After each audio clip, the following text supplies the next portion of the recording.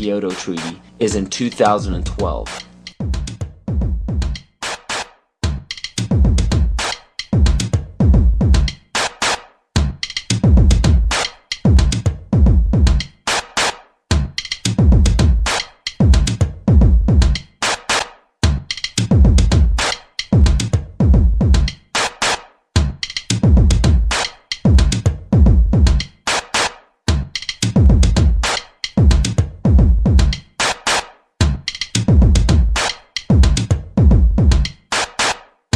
And if this wasn't enough, when the Pentagon was damaged in 9/11, they set a goal to have a completely new and improved Pentagon in December of 2012. So Codex Alimentarius goes into effect at the end of 2009, which gives it 3 years for the Codex regulations on food to create billions of preventable diseases and deaths. When citizens of every nation are dying of starvation and diseases and fear for their lives because of global warming and major catastrophes, they will do what the public has been proven to do in times of great peril. They will beg for their government to step in and do something. How are they going to get you to join the new economy? They're going to say, we have a solution. You see, one of the tricks of the Illuminati is they create a problem and then they provide the solution when you beg them to. And pray tell, what will the United Nations suggest when there's a global problem? They will demand a global government, a new world order, exactly as the Maya, Hopi, Kali Yuga, and many other pagan civilizations prophesied. By 2012, the Kyoto Treaty, Agenda 21, Codex Alimentarius, and the new Pentagon will be fully operational to enforce a new world order. And the new world religion is obvious. We will all worship the earth, Gaia, the mother goddess we saved from extinction from global warming. We will be told that to keep from repeating the mistakes that we made in the past, we must hold the earth in higher regard than humans, just as pagan traditions require. This is too obvious to ignore. It is right in front of our faces, and yet we still refuse to see it. I guarantee you that by 2012 there will be a World War III, but it will not be between nations. It will be us and them. They know this. Why do you think the UN is consistently trying to disarm the public and the nations? They don't want us to be capable of fighting back. The proof of this is in the film released by the UN called Armed to the Teeth, where it demonizes gun ownership. It is also shown in the Freedom from War policy put in place by JFK in 1961.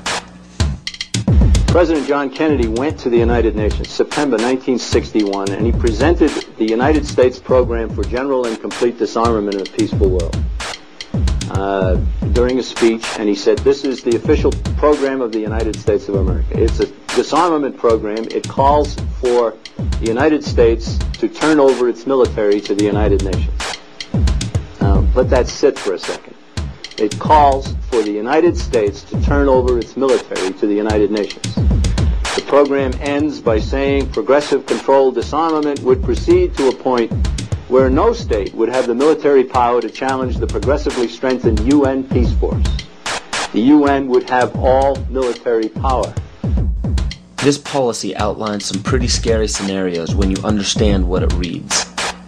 It calls for the disbanding of all national armed forces and the prohibition of their reestablishment in any form whatsoever other than those required to preserve internal order and for contributions to a United Nations peace force.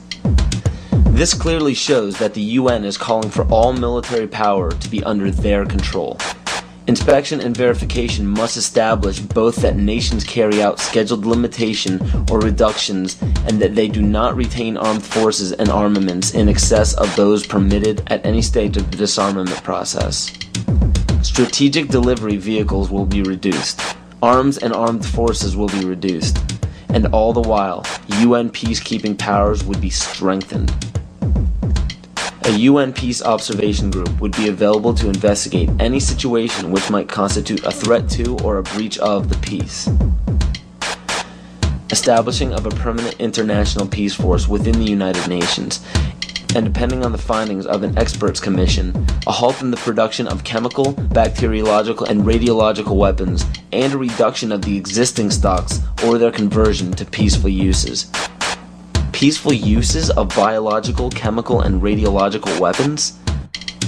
Do you see how they are perverting the word peace and making this policy sound unilaterally good? There is no other way to read this publication. It clearly states that all nations will hand over their military forces to a global United Nations military.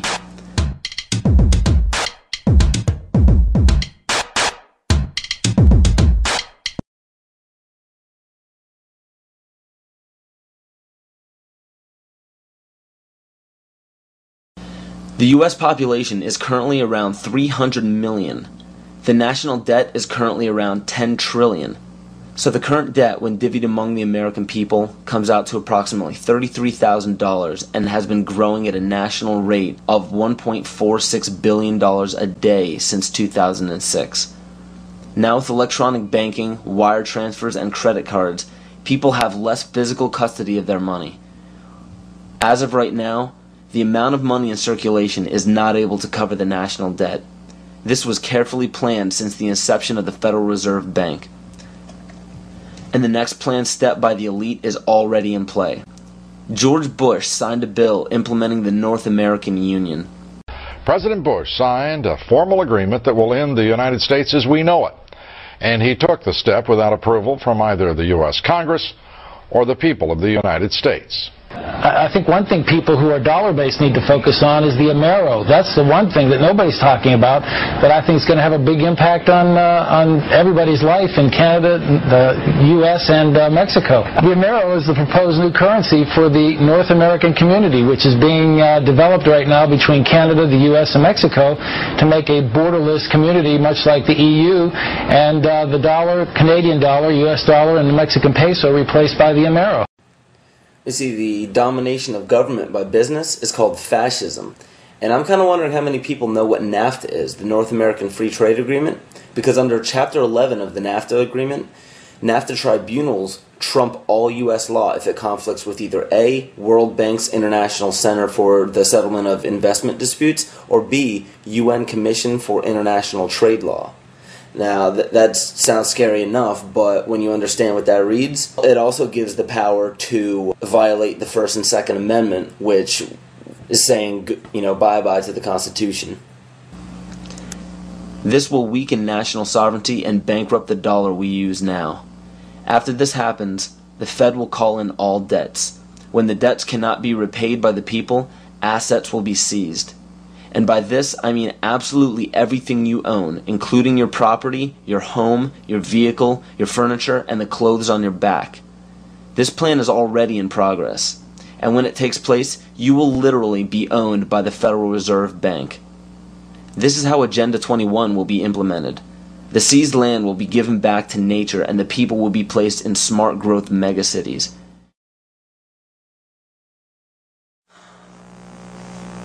So what are we to do? There is an overabundance of information out there for anyone to see pertaining to why this situation seems so hopeless and out of our control. But in all honesty, there is even more information out there about how to protect ourselves. The only problem we face is that most people don't know how to apply this information to their own lives, and rarely anybody takes the time to spell it out for us. There are many great teachers out there. Teachers who have dedicated their lives to protecting the people who need protecting the most. The teacher has the most difficult role in our society because nobody likes attaining true knowledge. True knowledge encompasses all aspects of existence, good and bad. Most others do not. Hearing true knowledge upsets people because it implies that we were wrong at one point in our lives. And another character flaw is our desire to apply absolute truths to unstable foundations in our life. When we do so, we build a structure that we hope will define us best when we're reaching the end of our life on earth. So everything we think we are, everything we tell others we are, everything we base our life-changing decisions off of, is all depending on a foundation that could crumble at any moment.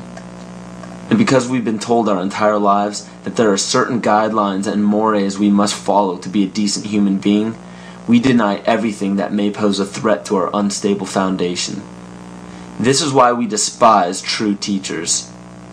We lump these teachers into the same category as terrorists, and the method for spotting these teachers and terrorists are just as flimsy and